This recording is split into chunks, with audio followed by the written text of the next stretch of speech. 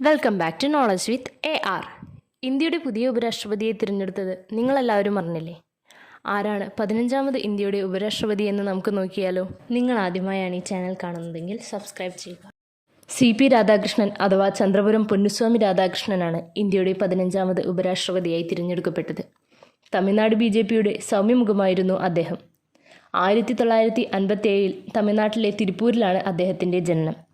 Business അഡ്മിനിസ്ട്രേഷനിൽ ബിരുദധാരിയായ CP Radhakrishnan RSS പ്രവർത്തനത്തിലൂടെയാണ് തൻ്റെ രാഷ്ട്രീയ ജീവിതം ആരംഭിക്കുന്നത്.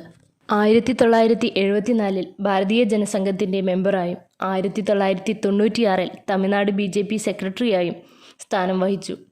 1998 കോയമ്പത്തൂരിൽ നിന്നും ലോകസഭയിലേക്ക് തിരഞ്ഞെടുക്കപ്പെടുകയും ചെയ്തു. 99 പൊതു തിരഞ്ഞെടുപ്പിൽ ഒരിക്കൽ കൂടി അദ്ദേഹം ലോകസഭയിലേക്ക് തിരഞ്ഞെടുക്കപ്പെട്ടു. പിന്നീട് 2004 മുതൽ 2007 വരെ തമിഴ്നാട് BJP അധ്യക്ഷനായി പ്രവർത്തിച്ചു. 2016 കൊച്ചി കയർ ബോർഡ് ചെയർമാനായി നിയമിതനായി.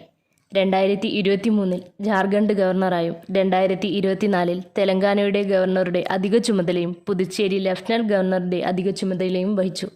നിലവിൽ അദ്ദേഹം മഹാരാഷ്ട്ര ഗവർണറാണ്.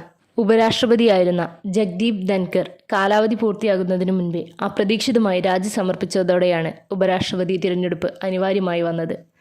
ജൂലൈ 21 ഉപരാഷ്ട്രപതിയായിരുന്ന ജഗ്ദീപ് ധൻകർ രാജിവെച്ചത്. ഇതിന് പിന്നാലെ CP രാധാകൃഷ്ണനെ NDA സ്ഥാനാർത്ഥിയായി പ്രഖ്യാപിച്ചു.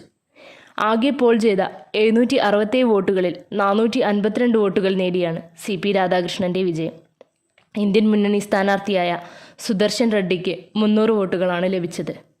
15 വോട്ടുകൾ അസാധുവും ആയി. ഇന്ത്യയുടെ 15ാമത് ഉപരാഷ്ട്രപതിയായി തിരഞ്ഞെടുക്കപ്പെട്ട CP രാധാകൃഷ്ണന് എല്ലാ ഭാവുകങ്ങളും നേരുന്നതോടൊപ്പം രാജ്യത്തിൻ്റെ ഐക്യവും അഖണ്ഡതയും കാത്തുരക്ഷിച്ച് പ്രവർത്തിക്കാനും രാജ്യത്തിൻ്റെ ഉന്നമനത്തിനായി പ്രവർത്തിക്കാനും കഴിയട്ടെ എന്ന് ആശംസിക്കുന്നു.